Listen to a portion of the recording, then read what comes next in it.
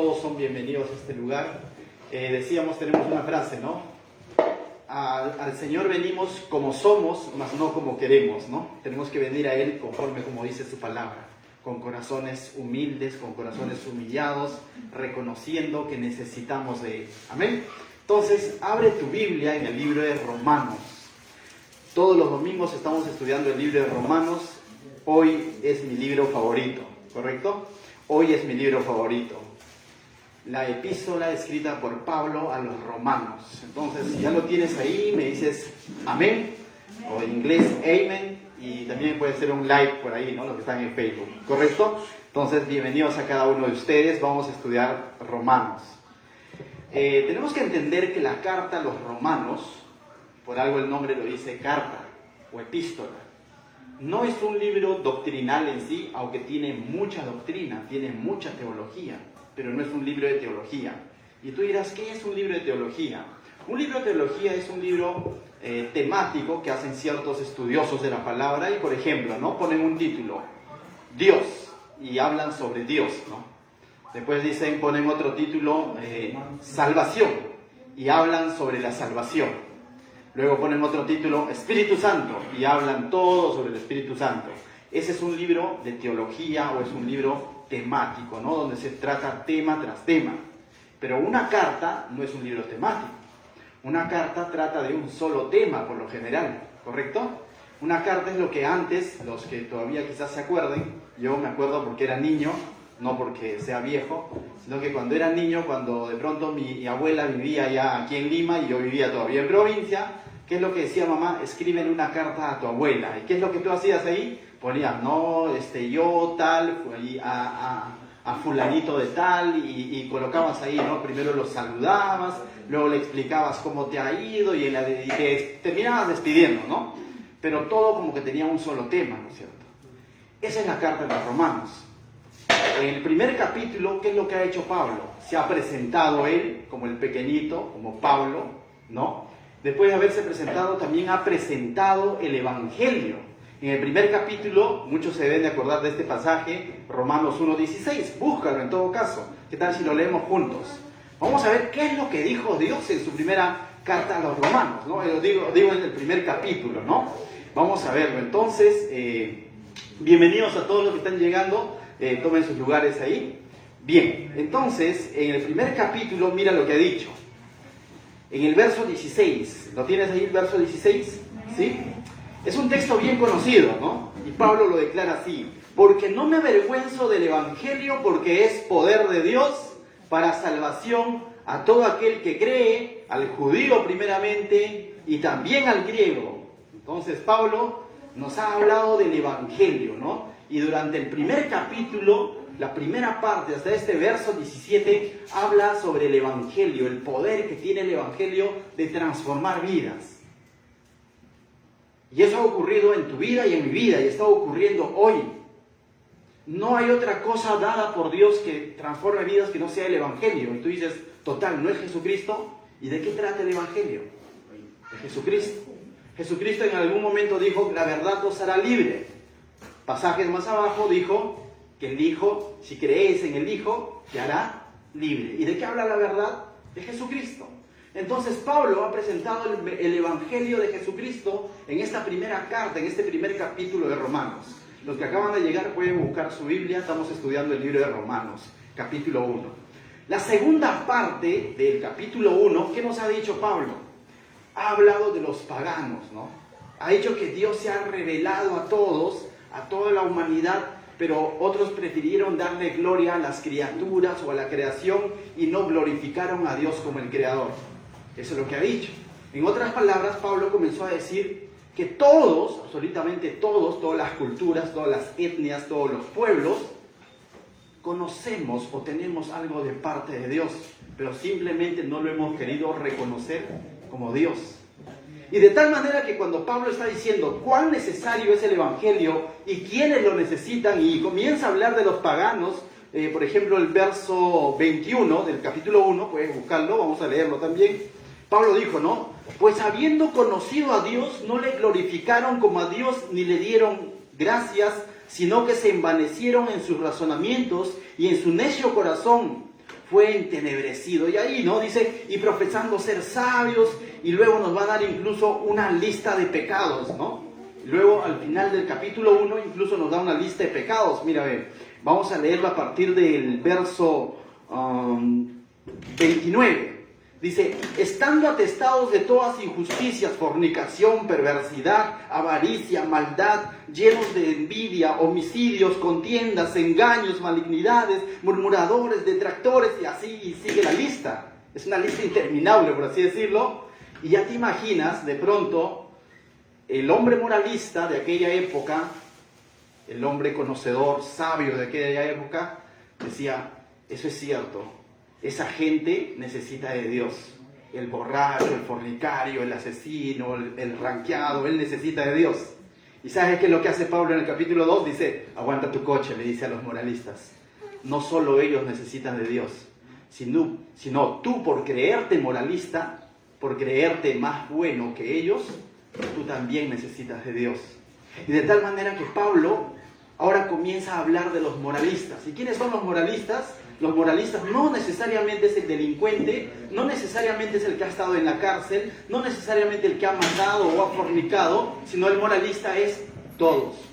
Todos los que de alguna manera vemos por debajo de los hombros a los demás, diciendo, no creo que yo sea tan malo, ¿no? Porque si me comparo con mi vecino, él sí, todos los fines de semana se emborracha, pero yo no. Y Pablo, ¿sabes qué le va a decir? Tú también eres pecador por tener esa actitud. Y a veces oramos así, ¿no? Dios, gracias por haberme hecho tan humilde. Ya fuiste, ya fue. Dios, gracias por haberme hecho tan sano. Ya fuiste. El simple hecho de tener esa actitud.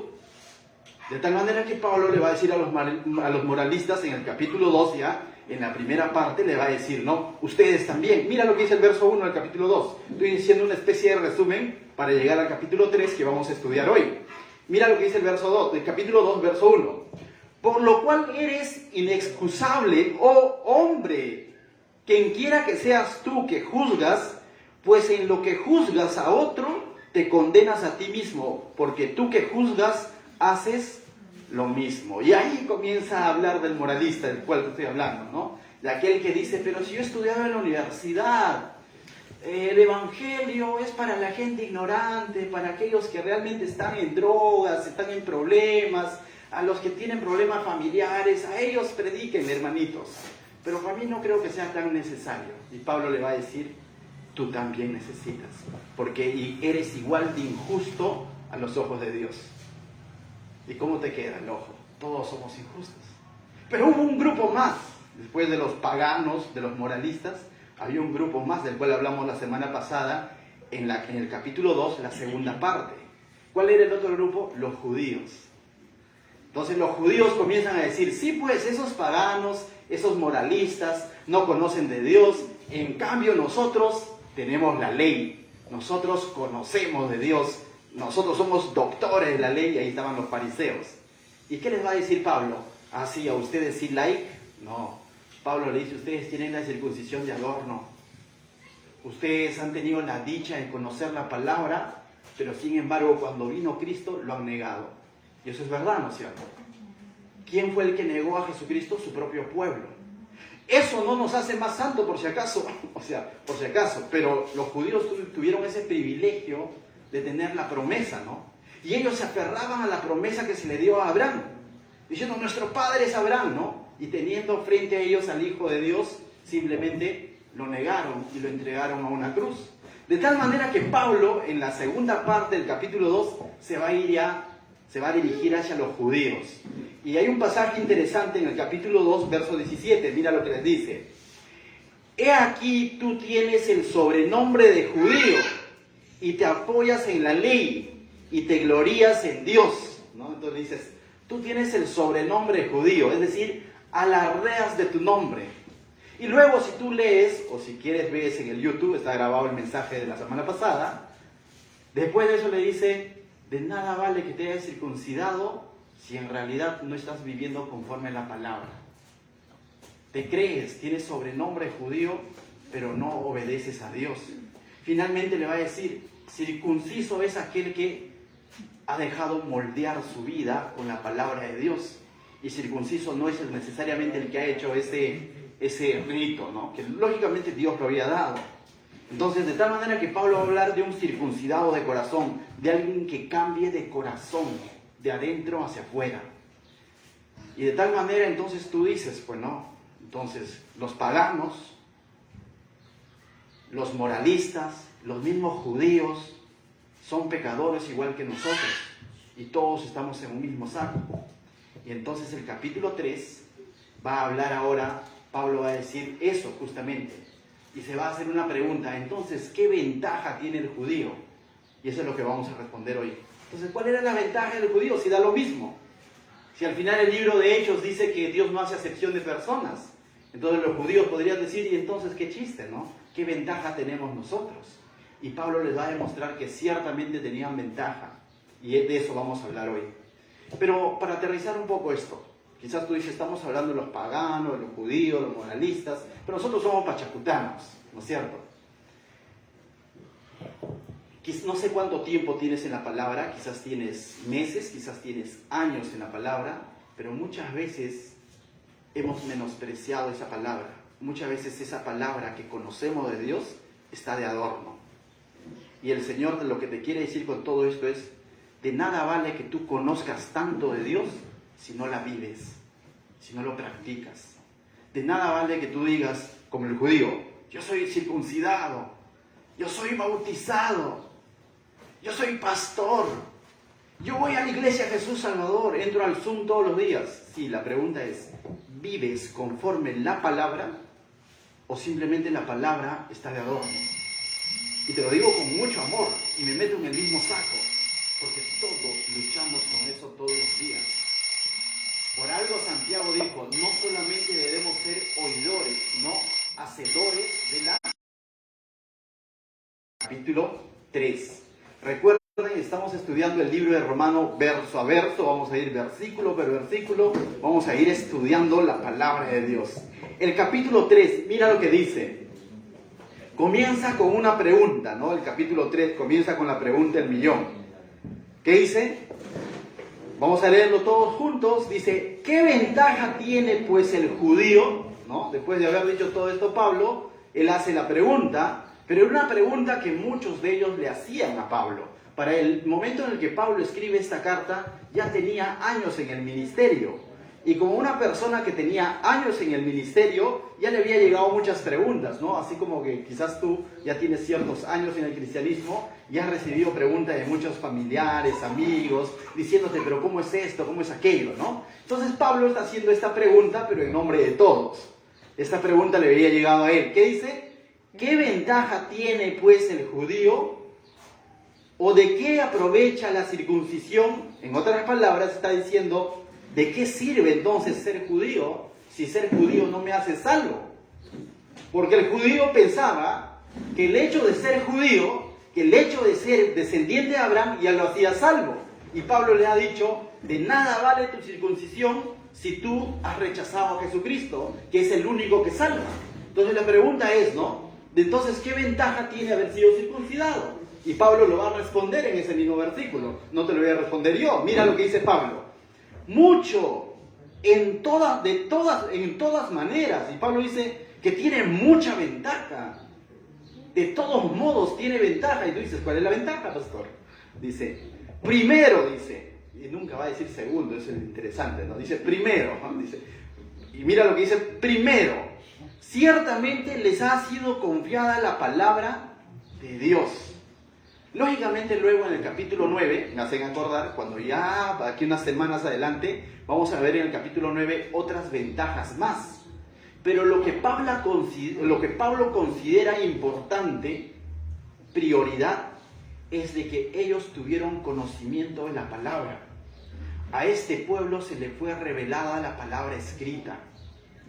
No solamente tuvieron esa honra de tener la palabra, sino de preservarla. Y cierto, Dios usó este pueblo para que su palabra llegue a nosotros. Dios usó profetas, escritores, pastores de este pueblo para que la palabra pueda llegar a nosotros. Esta palabra, a lo que Timoteo más adelante va a decir que toda escritura es inspirada por Dios. Bueno, Pablo a Timoteo, ¿no? Pero dice que inspiró a hombres de Dios. Y la mayoría de estos hombres, el 99% eran judíos. Por ahí va a haber uno que otro, ya en el Nuevo Testamento. Pero en el Antiguo Testamento, hasta este momento en que Pablo está escribiendo esto, el 100% de autores de la palabra de Dios, los escritores, eran judíos. Y este pueblo tuvo esa honra, ese honor de recibir la palabra de Dios. Y claramente lo vemos en el libro de Éxodo, capítulo 18, 20, cómo es que Dios se revela a Moisés, ¿se acuerdan? Se revela y le da sus 10 mandamientos, pero no solamente le dio sus 10 mandamientos, sino que Moisés es autor de los 5 primeros libros de la Biblia, el Pentateuco, Génesis, Deuteronomio, Levítico, Números, ¿no? ¿Qué falta? Éxodo, ¿no? Entonces ellos tuvieron ese privilegio. ¿Y de qué hablaba la palabra? Es la pregunta. ¿De qué hablaba la palabra? Buenos modales. ¿De qué hablaba la palabra? De Cristo. Toda la Escritura nos habla de Cristo. Y Jesús se lo dijo a dos jóvenes que iban, dice, camino de Emaús, les dijo que toda la Escritura, desde Moisés hasta los profetas, hablan de él.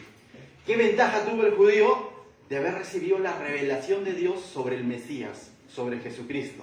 Pero sin embargo, cuando vino el cumplimiento de todo lo que decía la palabra, vino y estuvo frente a ellos, sin embargo, simplemente lo negaron. Ese es un claro ejemplo de que la sabiduría, el conocimiento nada más no salva, sino necesitamos venir a Dios humillados. Ellos tenían conocimiento. Si ustedes han escuchado de los magos de que cuando Jesús nació y la estrella de Belén, quizás algunos lo han visto en película, ¿no? Ellos vienen y de pronto están averiguando dónde es que ha nacido Jesús, porque dicen que han visto la estrella, y estos magos no eran como los magos que hoy en día conocemos, sino eran personas que estudiaban justamente el cumplimiento de profecías y todo lo demás, ¿no? A las estrellas y todo lo demás. Dice, ciertamente ha nacido el rey, porque por ahí hemos escuchado, hay una profecía y la estrella lo hemos visto. ¿Y saben a quién consultan? A los sabios judíos. Y ellos dicen, ciertamente, la profecía dice que nacerá en Belén. Y los magos dicen, gracias por el dato, y se van a Belén. La pregunta es, ¿cómo estos magos, sin ser judíos, estaban averiguando y fueron y adoraron al Señor? Y los mismos judíos, quienes eran a los que vinieron para que ellos den este dato, ellos no fueron.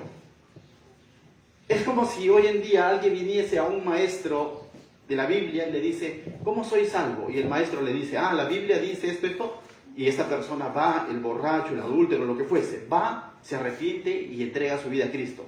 Pero el maestro que conoce todo esto no quiere arrepentirse. Eso es solamente tener conocimiento, mas no haber sido transformado por la palabra. Por eso, mis hermanos, hay ventaja. ¿Cuánto tiempo llevas en la palabra de Dios? ¿Años? ¿Meses? Esta pandemia ha traído cosas malas, pero también como iglesia nos ha traído cosas buenas. Estudiamos la Biblia todos los días y ustedes no lo van a dejar, no me van a dejar mentir, mejor dicho, ¿no? Todos los días estudiamos la palabra de Dios y eso para mí es un gozo, una alegría. Pero por otro lado también, ¿cuánto estamos viviendo de esto que venimos aprendiendo todos los días? Hay hermanos de esta congregación, 9 exactamente, que están estudiando en el Instituto Bíblico. Y ahí están todos los sábados escudriñando la Escritura. Y me alegro por eso. Pero, ¿cuánto de eso que están aprendiendo lo estás viviendo? Esa sería la pregunta esta noche. ¿Correcto? Continuamos entonces con Romanos. Dice, verso 3, ¿no? Ahora, en el verso 3, ¿qué es lo que va a suceder? Va a decir, bueno, los judíos entonces tuvieron la dicha, el privilegio de haber recibido la palabra de Dios, pero entonces, ¿qué nos dice la historia? ¿Qué nos dice la Biblia? No creyeron todos en esa palabra. Hubo un grupo que creyó, los discípulos del Señor, son judíos, y creyeron y le siguieron. Y muchos de ellos murieron a espada y otros crucificados por haber creído en el Señor. Pero la gran mayoría de judíos no creyeron. La pregunta es, si ellos no creyeron, entonces, ¿qué fue, no? Entonces, ¿se malograron los planes de Dios? Entonces, ¿Dios fracasó? Y eso es lo que va a responder ahora en estos pasajes. Mira lo que dice. Verso 3. Pues que si alguno de ellos ha sido incrédulo, su incredulidad habrá hecho nula la fidelidad de Dios. Y hace la pregunta Pablo nuevamente, ¿no? Dice, ellos han tenido una ventaja, no han creído, pero la pregunta es ahora, ¿esa incredulidad ha hecho nula la fidelidad de Dios? ¿O Dios ha seguido siendo fiel? ¿Qué dices tú? Dios ha seguido siendo fiel. ¿Y cómo es eso, pastor?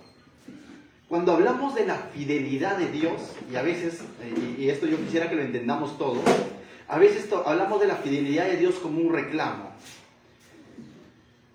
Como que Dios se ha olvidado de mí, por eso estoy pasando esto. En cambio, mi vecino no es cristiano y le va bien. Y yo soy creyente y no me está yendo bien. Y indirectamente estoy diciendo que Dios no está siendo fiel conmigo. ¿Y quién te ha dicho que Dios va a ser fiel contigo? Dios va a ser fiel a su palabra, no a ti. Él es fiel a su promesa, a lo que Él había prometido. De tal manera que estos incrédulos simplemente desecharon esa promesa. Y eso es incredulidad y por eso están viviendo así. Pero no es que Dios haya fallado. Él es inmutable. Él no puede fallar. Él no falla. Sino lo que ha pasado es de que Él les ha revelado su palabra, algunos han creído y la mayoría lo ha rechazado. ¿No ocurre lo mismo hoy en día en nosotros?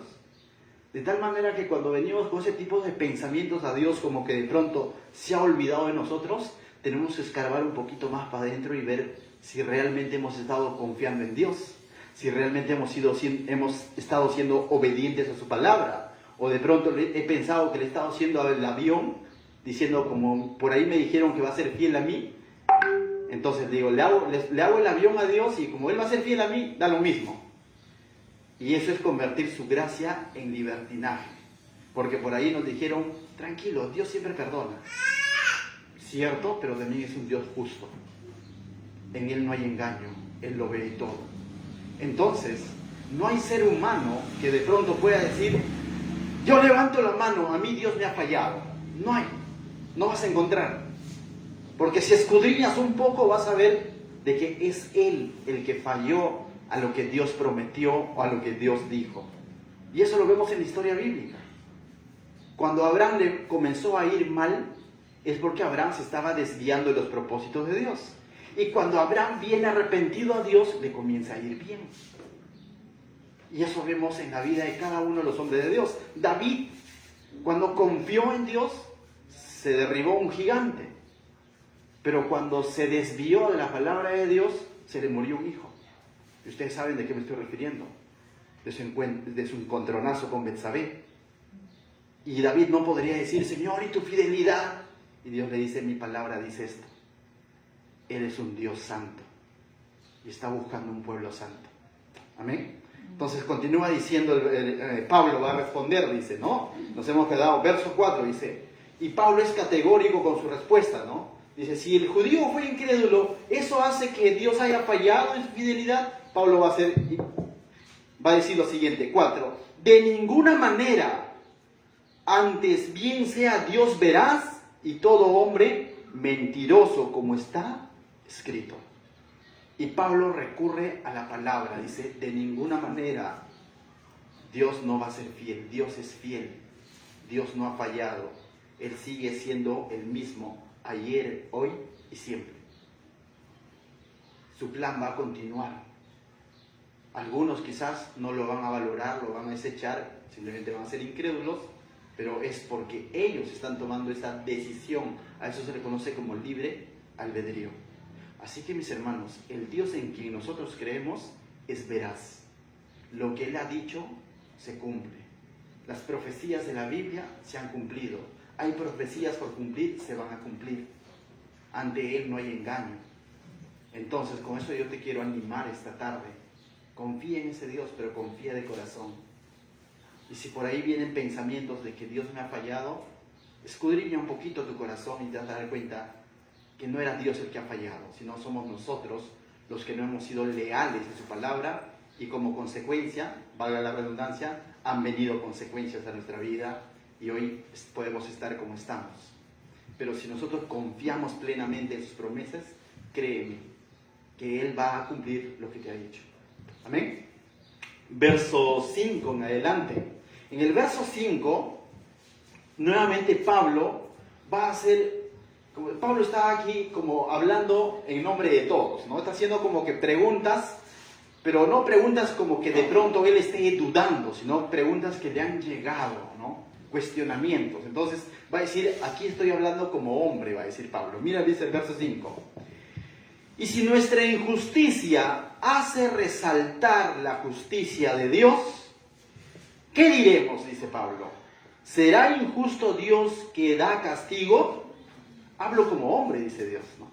O sea, no es que Pablo esté diciendo Dios es injusto, sino Pablo está haciendo una pregunta que le llegaba, ¿no? Y le está diciendo, si nuestra injusticia hace resaltar la justicia de Dios, es decir, la injusticia del ser humano cada vez hace resaltar más la justicia de Dios, la veracidad de Dios. La mentira en la que anda el mundo cada vez hace resaltar más la verdad de Dios. Y eso no es que de pronto, Pablo está diciendo, no es que nosotros por ser injustos, entonces él sobresale. No tanto es así. Es como un delincuente de pronto ¿no? Lo atrapa al delincuente, al ladrón, robó y mató. Imaginemos, viene el policía y lo atrapa y le dice el ladrón, por mí tienes chamba, le dice el policía. ¿Sería correcto pensar así? ¿Sería coherente? No, o sea, entonces algo así Pablo, ese tipo de cuestionamiento le venía a Pablo. Como nosotros somos injustos, eso lo hace justo a Dios. No, Dios es justo en esencia. No es que porque tú eres malo yo me hago más bueno, no es así. ¿No? Entonces ya les puse el ejemplo claro, ¿no? No es que porque hay delincuentes entonces tiene que haber policías. No. Tú eres delincuente y delincuente eres, ¿no? No es que por mí tienes trabajo el policía y Dios por mí es justo. No, así no es, dice Pablo. Por eso él dice, esto lo digo como hombre, ¿no? Porque la gente es la que llegaba con este tipo de cuestionamientos. Continúa diciendo, verso 6 al 8, vamos a ver la respuesta a esta objeción, ¿no? De parte de Pablo, cómo él responde, ¿no? Dice lo siguiente. Nuevamente vemos esta palabra categórica que dice... En ninguna manera, dice, ¿no? Yo en lenguaje actual diría, ¿estás loco? Diría yo, ¿no? O sea, algo así. De ninguna manera, no puede ser, no. Y eso es lo que está diciendo Pablo, de ninguna manera, no es así, no, mano, no, dice, no, así no es, dice Pablo. Entonces dice, de ninguna manera, de otro modo, ¿cómo juzgará Dios al mundo? Dice, ¿no? Dios es justo. Si Dios de pronto se debe al ser humano, y que eso lo hace justo o lo hace más bueno. No, Él es justo porque es justo y Él va a juzgar el mundo. Pero si por mi mentira la verdad de Dios abundó para su gloria, porque aún soy juzgado como pecador, esa era otra pregunta que hacía. Dice, si porque yo soy pecador, si porque yo soy mentiroso, la verdad de Dios resalta, entonces dice, el pecador decía, entonces ¿por qué Dios me tiene que juzgar? ¿No? O sea, no sé si tú has escuchado, y más adelante Pablo lo va a explicar, ¿no? Donde abundó el pecado, sobreabundó la gracia, dice. Gracias a mi pecado, ahora la gracia puede sobreabundar. Ese era el pensamiento. ¿Y es lógico? Pablo dice, de ninguna manera. Así no es. No, mano, no, dice. Nuevamente Pablo. ¿No? Entonces, así no es. Es como decir, un ejemplo, ¿no? De pronto, mira, porque la gracia de Dios ciertamente traspasa, es una dádiva que traspasa. Ciertamente cuando venimos a Cristo, aún habiendo sido pecadores, al 50%, su gracia es al 1000%. Pero eso no me puede dar pie a decir, entonces tengo que vivir pecador para ser bendecido por su gracia. No me puede llevar a pensar eso. Eso, por ejemplo, ¿no? Mira, Julio César. ¿Ya? Voy a usar tu nombre, ¿no? Julio César está andando por la calle y de pronto viene un delincuente y al estilo Callao, ¿no? Y lo mata, ¿no? No lo mata, lo deja herido. Lo llevan de emergencia al hospital, mira, está en el hospital ahí Julio César y están interviniendo y se dan cuenta que ahí tenía un cáncer ahí, un tumor. Y entonces los médicos aprovechan y ¿qué dicen? Vamos a extirpar ese cáncer de pasadita, ¿no? Y lo sacan, ¿no? Y de pronto su compañero de camilla dice, oye, ¿quién como tú, no? Y de pronto le dice, oye, ¿qué tal? ¿En qué trabajas? No, estoy sin chamba, le dice Julio César. Ni bien sale del hospital, vienes a mi empresa, yo te voy a dar trabajo. Y Julio César, wow, ¿no? Entonces, qué bacán, ¿no? Entonces, mira, ve, le extirparon el cáncer y consiguió chamba encima. Sería justo pensar, el delincuente decir, gracias a mí. Porque si yo no le hubiese dado su balazo, no hubiesen encontrado ese cáncer y tampoco hubiese encontrado. ¿Eso es justo? No, por eso que Pablo dice de ninguna manera, chicos. No, mano, no, dice Pablo. Así no es. Continuamos. Luego dice, verso 8.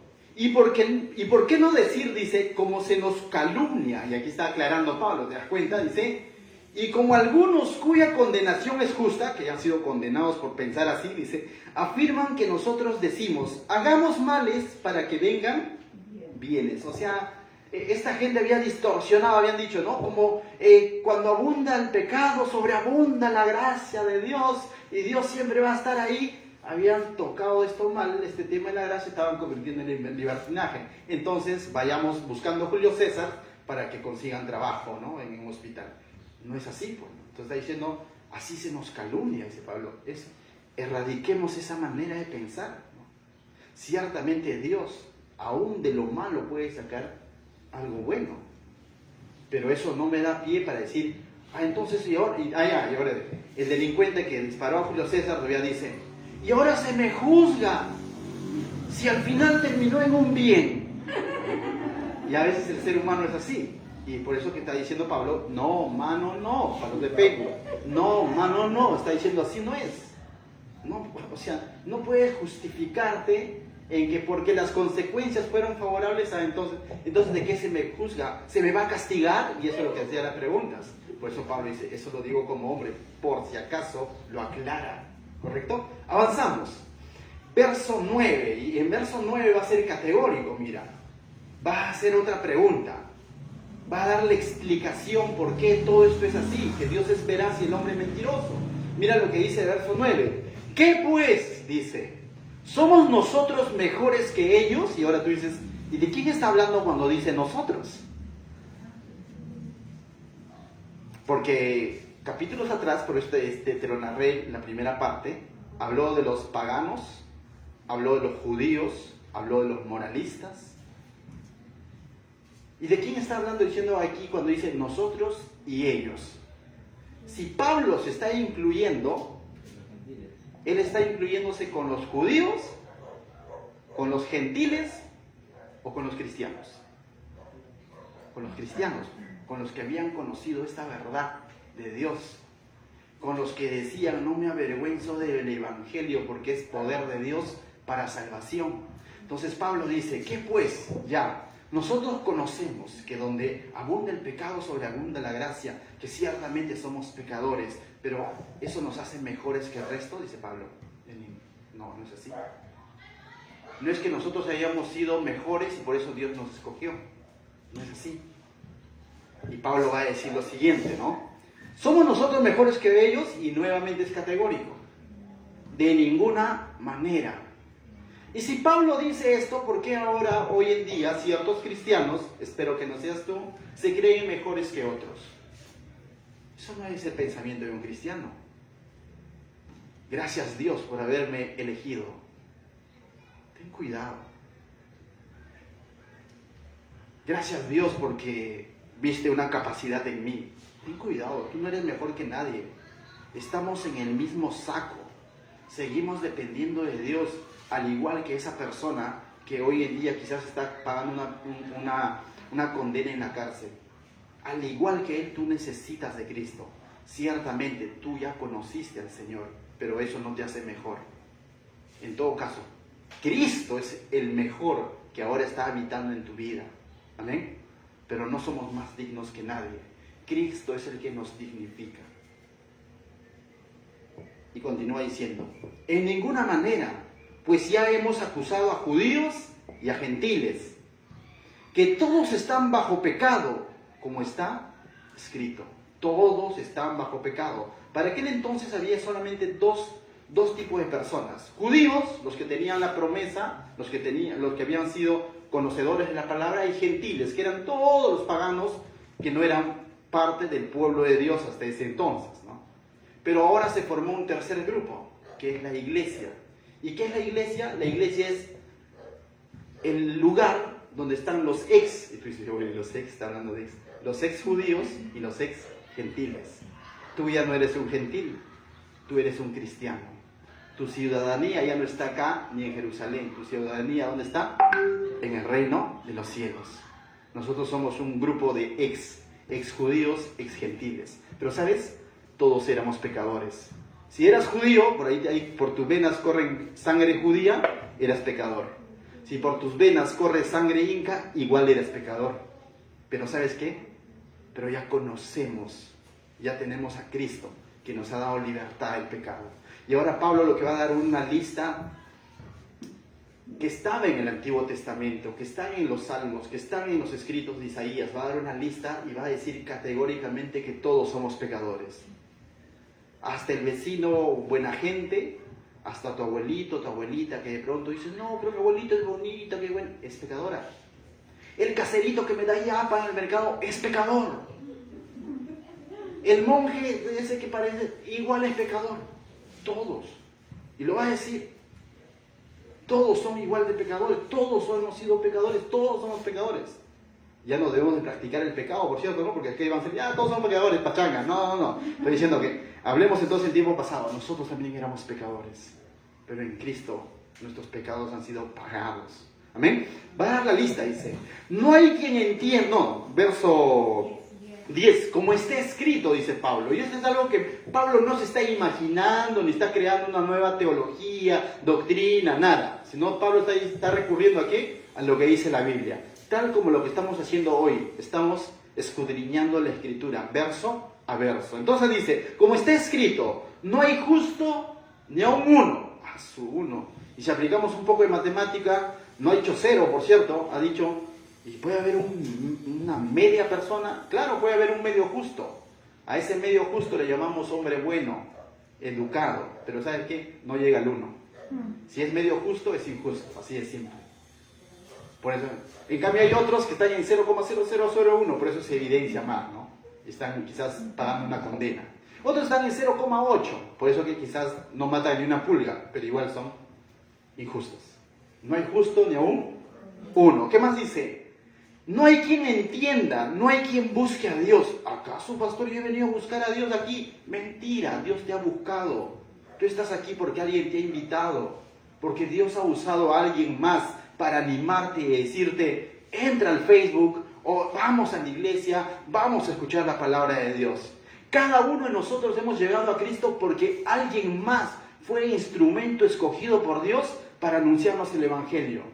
Pero no es que de pronto estaba durmiendo y dije, hoy busco a Dios. No hay quien busque a Dios. Ninguno de nosotros ha buscado a Dios. Dios nos ha buscado y muchas veces nos hemos hecho de rogar todavía. Sí voy y luego cuando venían a recogernos, estoy mal de estómago, decían, ¿no? Estoy mal de estómago y de pronto se nos acababan las enfermedades y tuvimos que ir, pues, ¿no? Pero siempre poníamos excusas. Entonces no hay quien busque a Dios. Mentira cuando dicen yo busqué a Dios. Dios te buscó, Dios te encontró. Jesús es el que busca la oveja perdida. No es la oveja buscando a Jesús. Él es el que te sostiene en sus manos y no es que nosotros nos estamos cogiendo ahí. Él es el que nos sostiene, Él es el que nos trae a Él. Usa su Santo Espíritu, el Paracleto, el que viene al lado y te dice y te habla a través de la palabra, una prédica, un mensaje, un consejo.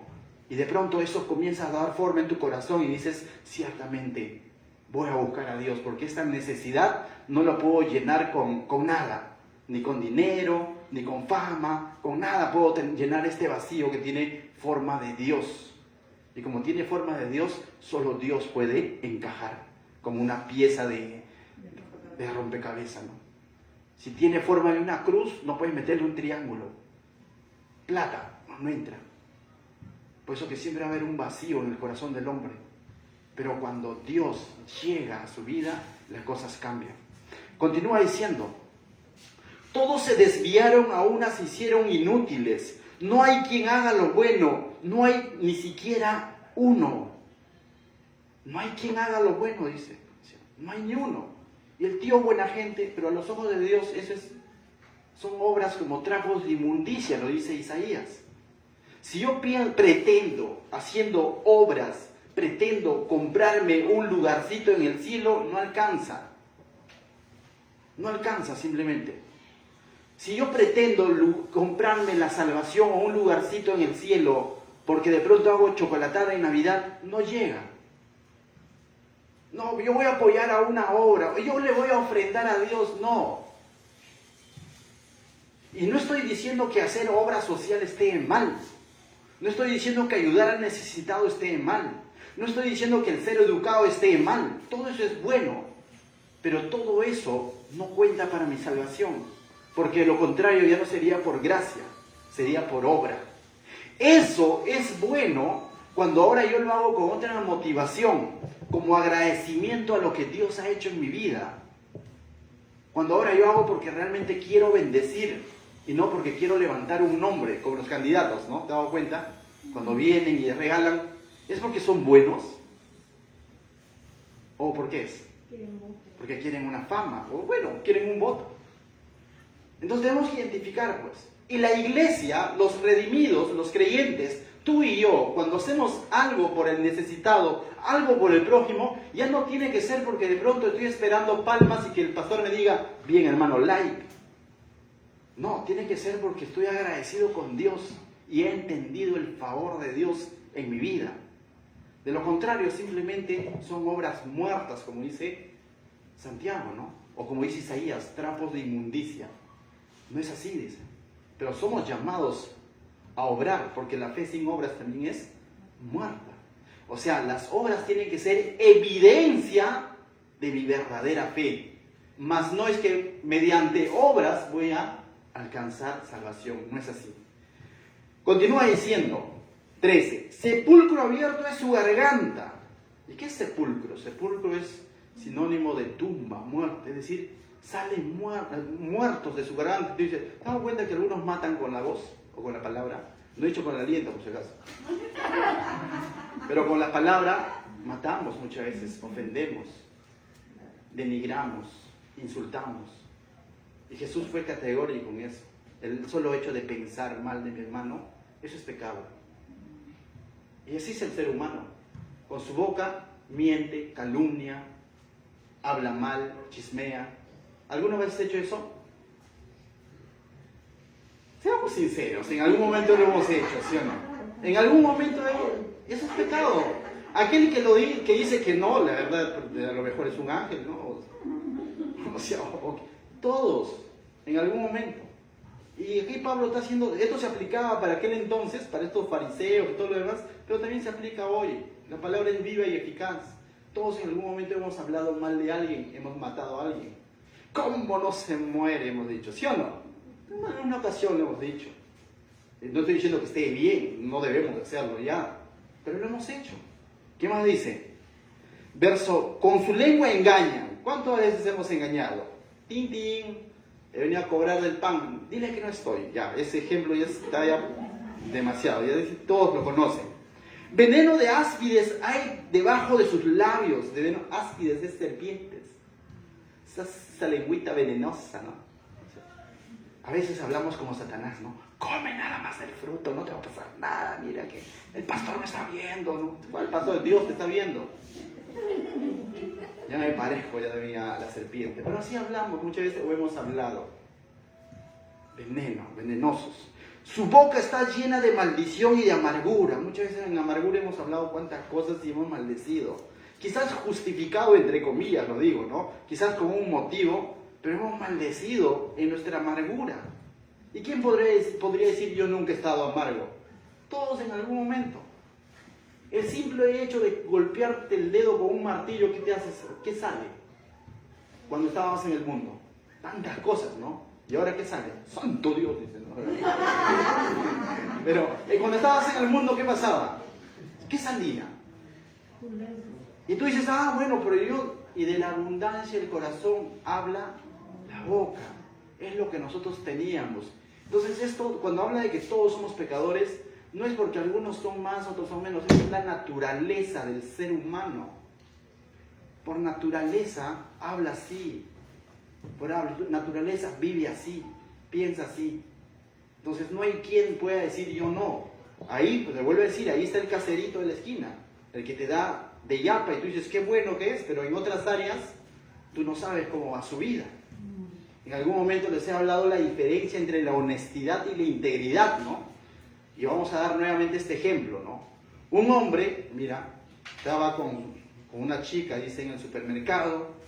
De pronto este hombre dice, pide, no, mi amor, lo que tú quieras, ¿no? Y él, ya pide, ¿no? Entonces él va, paga ahí, pum, con 100 soles, ¿no? Y la cajera viene y le da de vueltos. En vez de dar vueltos de 10 en 10, le da de 100 en 100. La cajera no había ido a Quillen's, pues no tenía lente, ¿no? Entonces le da. El hombre entonces se está retirando y dice, me ha dado de más, ¿no? No puede ser. Honestamente él vuelve, honrado, pues no vuelve y dice, señorita, usted me ha dado, en vez de 10, me ha dado 100, ¿cómo es? Y la cajera se sorprende, le dice, qué hombre tan honrado que es usted, la verdad. No, porque estás devolviendo, ¿quién devuelve así nada más?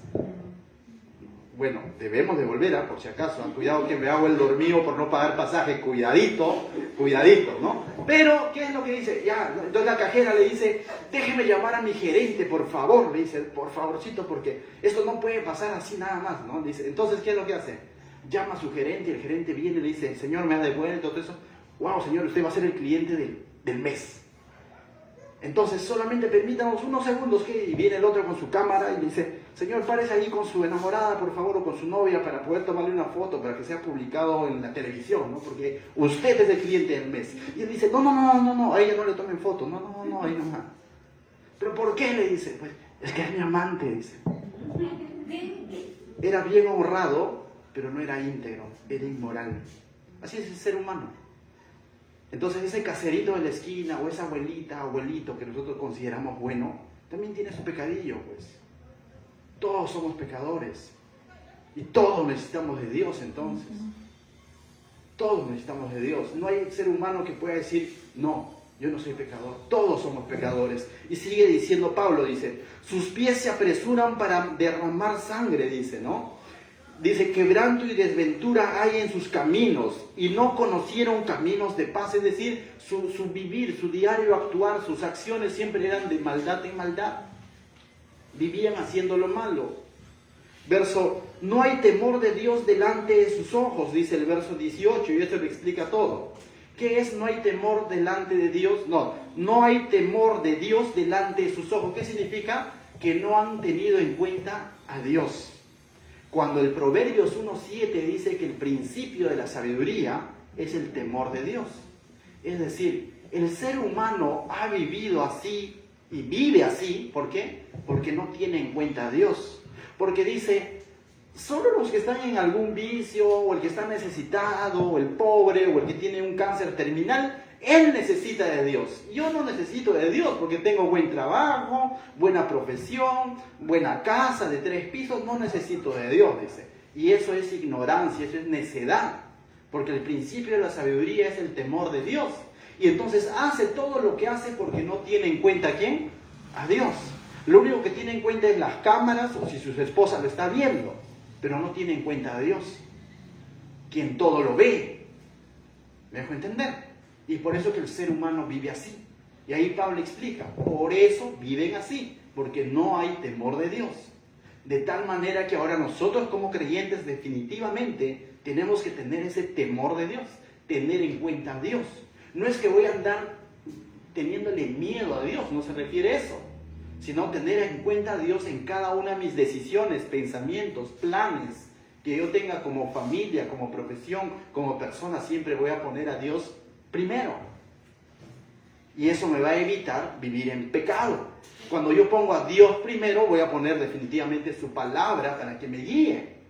Y cuando me dejo guiar por su palabra, voy a evitar tomar esas decisiones incorrectas que antes las hacía porque simplemente no tenía temor de Dios, porque simplemente no había entendido el Evangelio. Pero ustedes y yo, que ya entendimos el Evangelio, tenemos que vivir conforme su palabra.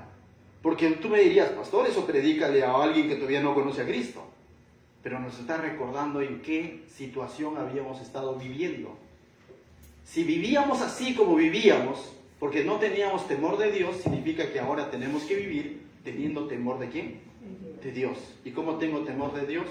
Acudiendo a su palabra, teniendo en cuenta su palabra, no como conocimiento, porque eso, ya te he dicho, al judío no le sirvió de mucho, sino tener el conocimiento y creerlo y vivirlo y obedecerlo. ¿Y Dios será infiel? De ninguna manera. Dios es fiel a su palabra, a lo que Él dice, al escrito está. Bienaventurado el que sufre persecución a causa de su justicia. ¿Y qué significa eso? Que bienaventurado aquel, así te vaya mal, así vengan ataques del enemigo, así la situación esté difícil económicamente, vas a ser bienaventurado si tú estás viviendo bajo la justicia de Dios y estás proclamando su justicia, estás proclamando a Cristo. ¿No te ha pasado? Ahora que has venido a Cristo, genuinamente, no necesitas tener esa casa de 3 pisos para tener una paz dentro de ti y decir gracias, Señor, porque ciertamente mi ciudadanía y mi casa no está aquí, sino está allá contigo. Eso es vivir teniendo temor de Dios. Gracias a Dios porque no necesito todavía vivir en París para decir que soy feliz, viviendo en mi Pachacútec, pero aferrado a ti, eso vale. Y aunque esté en un hospital, seguiré viviendo confiado en ti. Ese es ser bienaventurado. Pero ¿de qué vale tener todo lo contrario y hay caos en tu hogar, hay caos en tu vida, hay vacío? ¿De qué vale? ¿De algo vale? Menos todavía va a contar para estar allá en su presencia, por la eternidad. Terminamos leyendo los 2 últimos versículos. Mira lo que dice. Pero sabemos que todo lo que la ley dice, lo dice a los que están bajo la ley, para que toda boca se cierre y todo el mundo quede bajo el juicio de Dios. Ya que por las obras de la ley ningún ser humano será justificado delante de él. No dice ningún judío, si dice ningún ser humano. ¿Alguien podrá ser justificado por cumplir la ley? Ninguno. Porque por medio de la ley el conocimiento, dice, es el conocimiento del pecado. Y ahí va a venir la siguiente semana. Entonces, ¿para qué sirvió la ley? Para tener conocimiento del pecado. Para ver nuestra incompetencia de poder cumplir los estándares de Dios. Y para reconocer que necesitamos a un Mesías, a Jesucristo. Para reconocer que en nuestras obras buenas no alcanzamos ni al 1%, sino para entender que Él lo ha pagado todo. Y eso es lo que vamos a ver la siguiente semana en la segunda parte del capítulo 3. ¿Qué tal si oramos? Ahí en sus lugares vamos a orar a nuestro Dios. Padre, te doy gracias, Señor, esta noche por tu preciosa palabra, Señor. Porque esta palabra que es más cortante que una espada de 2 filos, Señor, escudriña nuestros corazones, Señor. Tus hijos, tu pueblo, tu iglesia ha escuchado tu palabra, Señor. Ahora quede en nosotros a ponerla en práctica, a vivirla, a recordarla, a atesorarla, Señor. Y no dejarla de lado solamente como una enseñanza más, sino realmente que esto puede penetrar lo más profundo en nuestro ser y ciertamente, Señor, pueda transformar nuestra manera de pensar, Señor. Bendice tu iglesia, Señor, en el nombre de Jesús. La gloria, la honra sea para ti, mi Dios. Amén. Muchas gracias, hermanos. Invito a los hermanos de la alabanza que puedan pasar adelante. Vamos a ponernos de pie, hermanos, y vamos a declarar que realmente Jesucristo es el único que basta en nuestras vidas. Él es el único que realmente va a llenar el vacío que tenemos y que necesitamos realmente de Él.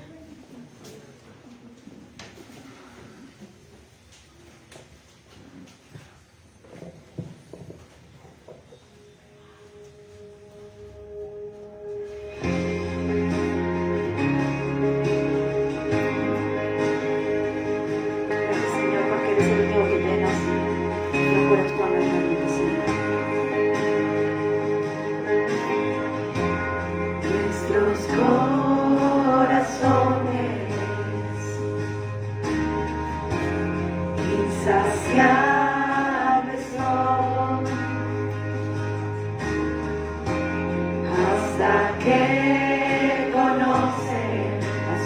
Salvador, tal y como somos. Tal y como somos nos amó. Hoy nos acercamos sin temor.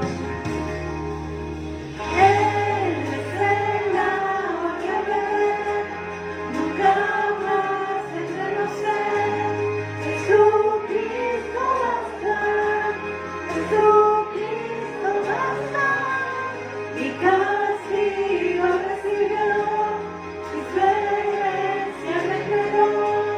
Jesucristo basta, Jesucristo basta.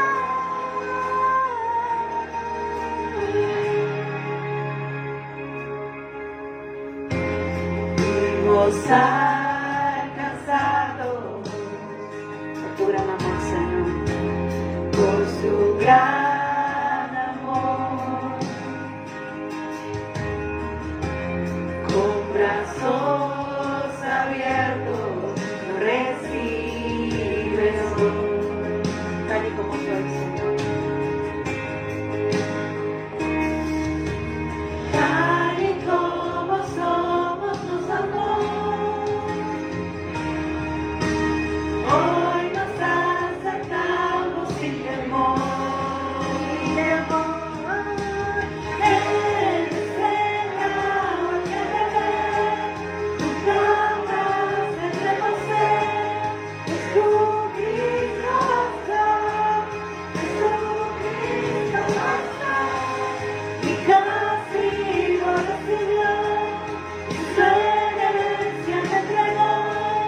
Jesucristo basta, Jesucristo basta. Jesucristo basta.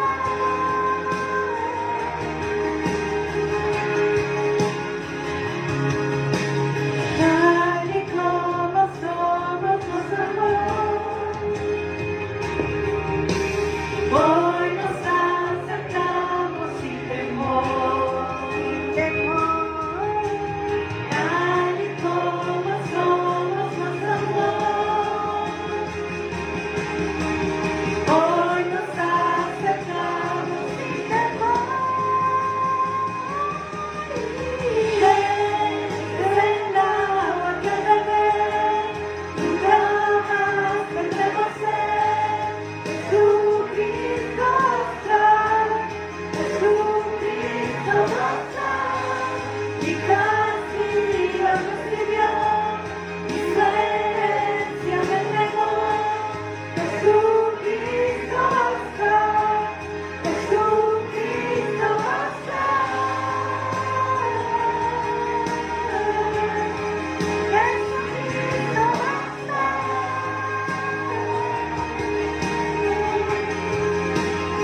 Solamente tú bastas, solamente tú bastas, Padre, en nuestras vidas. Gracias, Señor. Ahora tenemos algo especial en el cielo. Ahora hay un futuro y esperanza fiel. En su amor confiamos, hay descanso en él. Descansamos en ti, Señor, te damos las gracias, Padre bendito. Amén. Un aplauso fuerte para nuestro gran Dios, que realmente es el único que basta. Amén, amén. Jesucristo basta, como dice